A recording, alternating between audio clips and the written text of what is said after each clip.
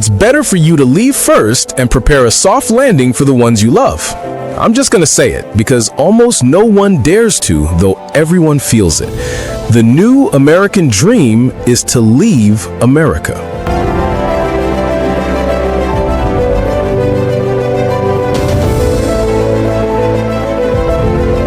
Over 11 million Americans have already gone. If there were a new state called Expat Land, its population would now rival Maine, Vermont, and Wyoming combined. How did citizens of the world's richest nation, once a symbol of boundless opportunity, reach this point where leaving feels like liberation? Let's look at the details that no politician likes to mention. A grocery bill that feels heavier than the groceries themselves? A family forced to choose between rent and health insurance? Children learning to duck from gunshots before they learn to cross the street? This isn't anyone else's story. This is America's. And if over 11 million have packed their bags, maybe it's time to ask again, is staying still the right choice?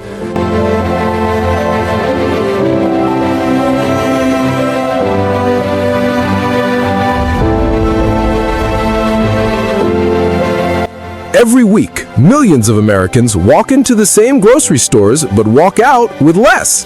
Before, $200 filled a shopping cart. Now, it barely fills a passenger seat. A man in Dallas said, "I used to treat my kids with ice cream after work. Now it feels like a luxury." Across the country, families are quietly cutting back on food, on rest, on dreams. According to the Consumer Price Index, the cost of groceries has risen nearly 30% in just 3 years. Bananas, once 38 cents a pound, now touch 55. Coffee, that daily comfort, has jumped almost 40%. Ground beef, $7.89 a pound. For many, dinner has become math. You calculate every item before it touches the cart. You swap brands you trusted for decades with ones you've never heard of, just to save 50 cents. Parents skip meals so their children don't have to. Inflation doesn't care how hard you work, only how much you have left when it's done with you. And it's not just food. Gas prices swing wildly, making every commute a gamble. Utility bills arrive like monthly threats. The air conditioning you need to survive summer becomes a luxury you calculate by the hour. A woman in Phoenix said, "I set a timer when I turn on the AC. 30 minutes, then it goes off. We just sit and sweat until we can't take it anymore." This is life in 2025 for millions. Not poverty by traditional measures, but a slow erosion of comfort, dignity, and hope. The middle class isn't disappearing. It's suffocating. Working harder, earning more on paper, but feeling poorer every single month. And when you look at your bank account after paying rent, insurance, groceries, and gas, you realize this isn't living, this is surviving. In surveys, 54% of Americans now believe life abroad would be cheaper and calmer. And they're not guessing, they're comparing. In Portugal, a small apartment with sea views costs less than half the rent of Los Angeles. In Mexico, a family can dine out twice a week on what one trip to Walmart costs back home. In Thailand or Spain, the electric bill is less than the price of a single doctor's visit in the US. A mother from Phoenix said, "I love my country, but my paycheck doesn't love me back." It's not about disloyalty, it's about survival. Many who once said, "Someday we'll travel," now whisper, "Someday we'll leave." They scroll through Facebook groups with names like Americans in Portugal and expats in Mexico. They watch YouTube videos of families who made the jump. They calculate, they dream, they doubt, but the seed is planted. And every time rent goes up or another medical bill arrives, that seed grows a little stronger.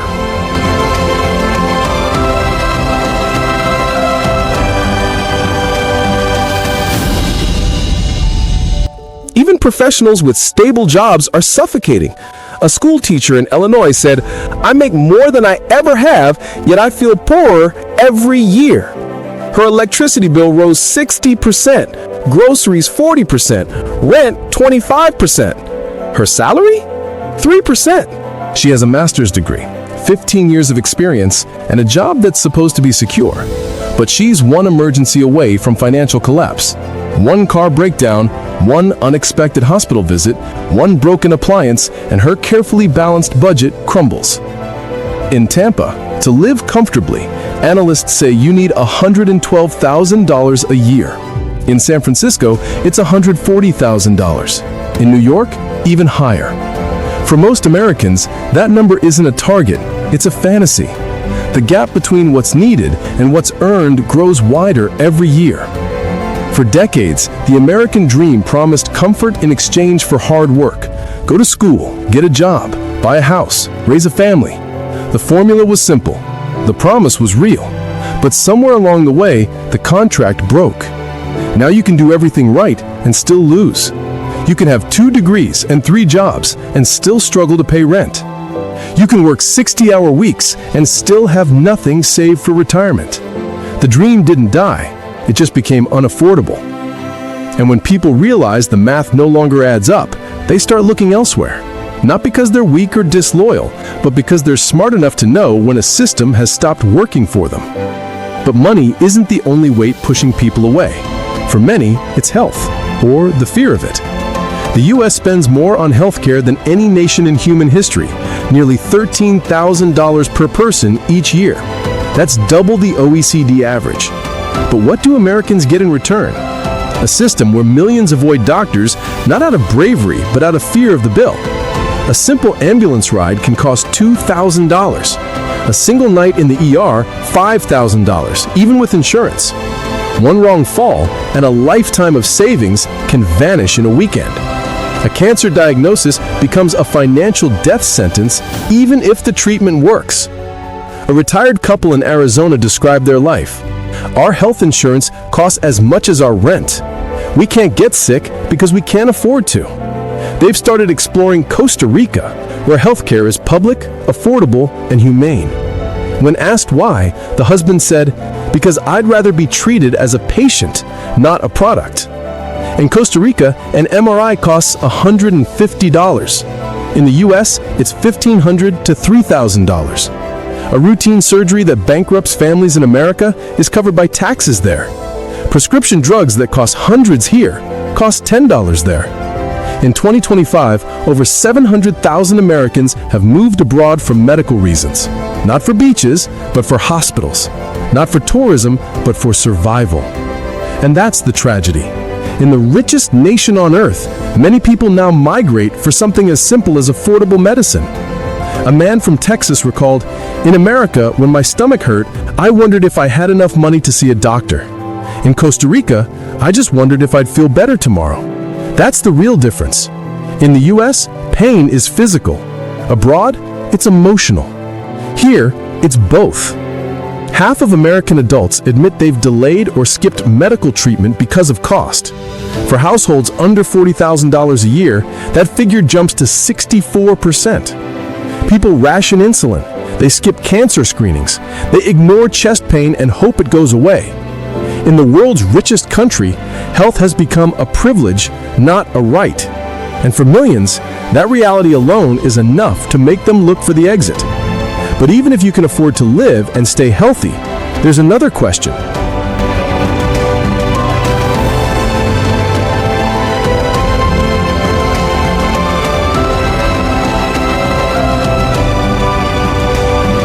Are you safe? For years, Americans worried about foreign wars. Now, they worry about sending their children to school. According to the 2024 Global Peace Index, North America remains the only region where violence is rising faster than anywhere else in the developed world. There are more guns than people, literally. Over 400 million firearms in civilian hands. And with every news headline, another parent whispers a prayer at the school gate. Another child learns lockdown drills alongside their ABCs. Another family debates whether it's safer to homeschool. A mother in Chicago said, "I taught my son how to hide when he hears loud noises, but I haven't taught him how to cross the street yet." She's not paranoid, she's realistic. Because in America, gun violence is now the leading cause of death for children and teenagers. Not car accidents, not disease, guns. Let that sink in. In the land of the free, children are more likely to die from a bullet than anything else. and parents live with that knowledge every single day. In Lisbon, a family of former Californians shared, "Here, I can let my kids walk to school. That's freedom." Their 10-year-old daughter rides the tram alone. Their son plays in the park without supervision. Not because Portugal is perfect, but because the baseline of safety is simply higher. It's a cruel paradox. The land of the free now feels like the land of fear. Security has become a personal project. Buy your own cameras, secure your doors, choose safer neighborhoods if you can afford them.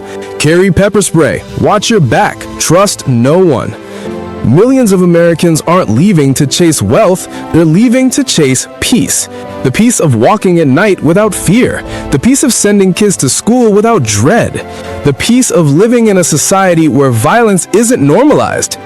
And yet even peace abroad comes with invisible chains, because for Americans, leaving doesn't always mean freedom. In 2010, Washington introduced a law called FATCA, the Foreign Account Tax Compliance Act. Its purpose? To track U.S. citizens' finances abroad. Its effect? To turn the American passport into a lifetime tax leash. Wherever you go, you still owe. Even if you've lived in Switzerland for 20 years, even if every dollar you earn comes from overseas, the IRS still knocks. The United States is one of only 2 countries in the world that taxes based on citizenship, not residency. The other is Eritrea.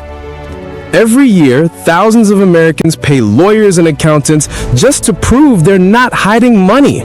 A software engineer in Zurich said it costs him $9,000 annually just to file taxes he doesn't owe. Finally, he sighed, "I love America, but I can't love the IRS." And he's not alone. In 2024, nearly 5,000 Americans renounced their citizenship, not out of hatred, but exhaustion. They say freedom shouldn't come with paperwork that never ends. They want to live as people, not as walking tax files. The process itself is humiliating. You must travel to a U.S. embassy, often in another country, pay a $2,350 renunciation fee, the highest in the world, and then prove you've been tax compliant for the past 5 years. Only then are you free. This is how a U.S. passport, once a symbol of power, starts to feel like a heavy chain. The irony is painful. You can leave America, but America won't leave you. One banker in Singapore said, "I had to close accounts because American clients were too complicated to handle."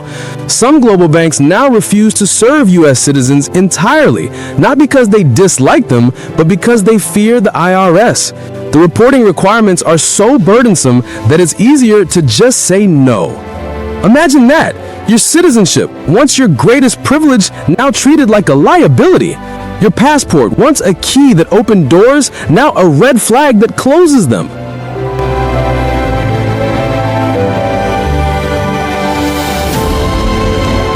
But in 2025, something new is shifting, quietly, globally, and irreversibly. A new type of migration has emerged, not out of desperation, but opportunity, the digital exodus. You no longer have to quit your job to leave the country.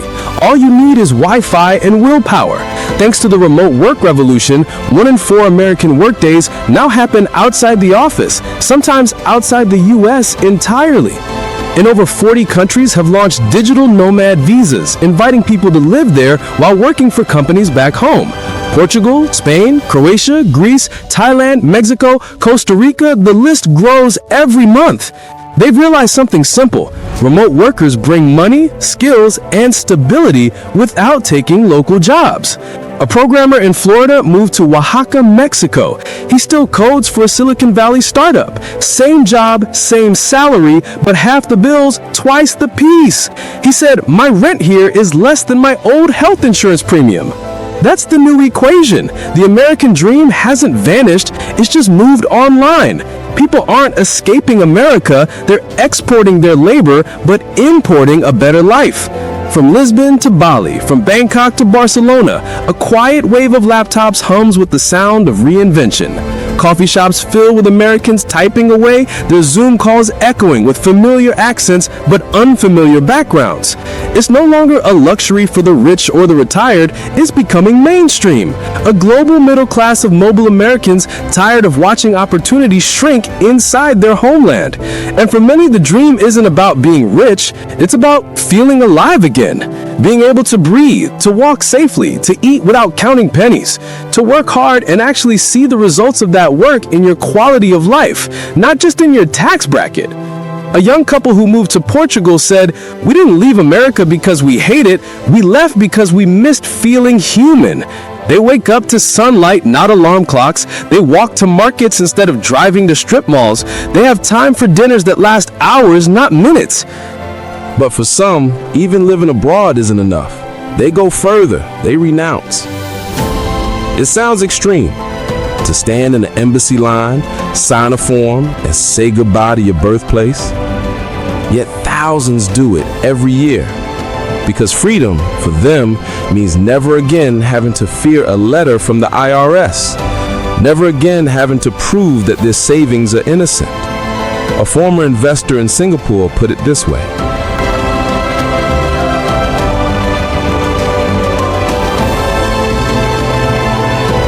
America taught me freedom, then it taxed me for it. He's not bitter, just tired. He didn't abandon the dream. He outgrew its fine print. America calls itself the land of the free. But for many who've left, freedom only truly begins once they're no longer American on paper. It's a harsh paradox. The very dream that built the nation now being rediscovered by its own people, far from home. These aren't radicals or revolutionaries. They're teachers, engineers, nurses, small business owners. They're people who believed in the system, worked within it, and then quietly walked away when it stopped working for them. And so, we arrive at a new question. What happens when the loyal, the hardworking, the educated, the hopeful decide to walk away? Who keeps the American dream alive when the dreamers themselves no longer believe in it? The dream used to mean a house, a car, and dinner with family. Now it means safety, sanity, and a chance to rest without fear. Across oceans, millions of Americans are quietly rebuilding the dream, brick by brick, in foreign lands. They're creating new communities, new traditions, new versions of what it means to live well. They're raising children who speak 3 languages and feel at home in multiple countries. They're building businesses that span continents. They're proving that you can love your country without living in it. From the crowded streets of Mexico City to the calm hills of Portugal, from Costa Rica to Vietnam, a new kind of America is being born. One without borders, but with lessons. One where people have learned that freedom isn't geography, it's dignity. They're not leaving to betray their homeland. They're leaving to remember who they are, to remember what it feels like to have a future, not just a paycheck, to remember what it means to thrive, not just survive. And maybe, just maybe, their exodus will force America to look in the mirror and ask itself, what have we become? And more importantly, what do we want to be? So is this a temporary migration or a permanent turning point? Maybe neither. Maybe it's evolution. Because in a world where living abroad can mean living better, the dream isn't gone, it's moving. The real question is whether the United States can still keep up with the people it once inspired. Can it reform a healthcare system that bankrupts its own citizens? Can it address gun violence that terrorizes its children? Can it make housing affordable again? Can it ensure that hard work leads to security, not just exhaustion? If you had the choice to live safer, eat better, and finally breathe freely, would you stay or would you go? The American dream may still exist. It just might have found a new home in the hearts of the 11 million who left to find it, and in the millions more who are packing their bags right now, researching visas, learning new languages, and daring to imagine a different life. This isn't the end of American exceptionalism. It's a new chapter, one written by those who loved their country enough to leave it in search of the very ideals it once promised them. Thank you for watching. This video is for reflection, not advice, to understand, not to judge. Because sometimes to love a country, you must be willing to look at its cracks and ask the question no one else dares to. The American dream isn't dead, it's just learning to speak with an accent.